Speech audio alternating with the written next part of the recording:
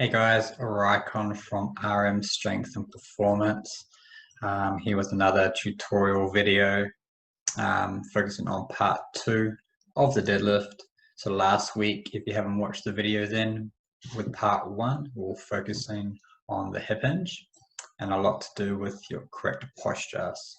So a lot of that will be transferable into this video in performing the deadlift.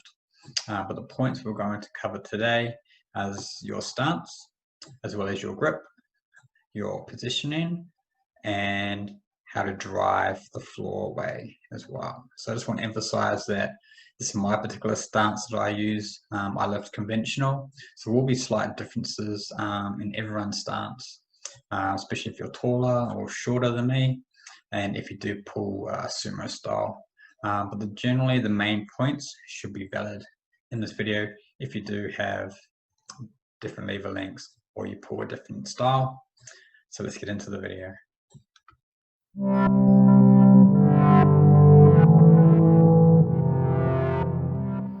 When lifting conventional, I usually find my foot position from performing a vertical jump, and the width of my feet when I start the jump is the width that I use when I normally deadlift.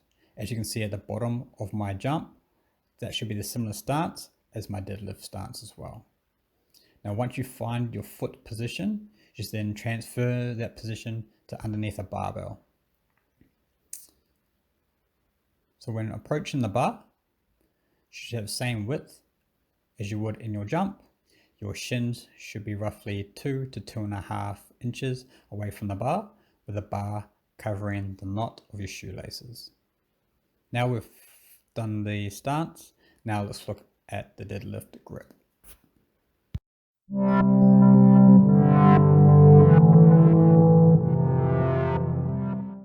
Once you've set up your feet for your stance, you can then bend over and grab the bar. You want to make sure your hands are evenly placed on either side of the midline of the bar. As you can see, my hands are now outside of the position of my toes. Now this will be different if you pull sumo. You want to grip the bar as hard as you can, ready to perform the deadlift.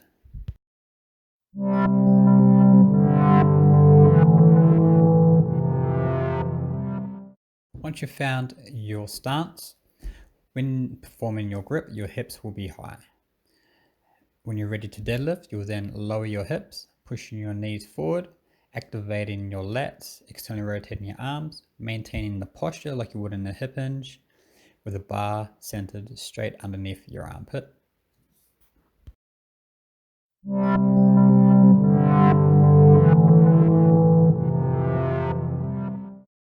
So now we've got our stance. We've also got our grip. Remember, grip wider than our feet. Because as you'll notice, as I'll point here, at the bottom of our squat, our knees are driven outwards. So our hands need to be wide to cater for that. And from there, we want to make sure we push away the ground. A lot of the times your hips would rise. We want to maintain that nice hip position, chest and hips raising at the same time, and then pulling your hips through like you would in a hip hinge, contracting the glutes. Now from there, we want to lower the bar, maintain the good nice posture.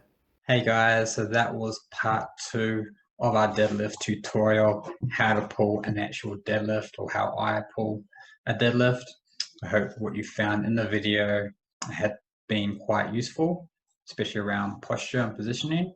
And the last point on driving the floor away, making sure that your hips don't rise first, okay? Keeping tight in that body. Hopefully that's helped you with your own deadlift as well, and hope to see you next week with another tutorial.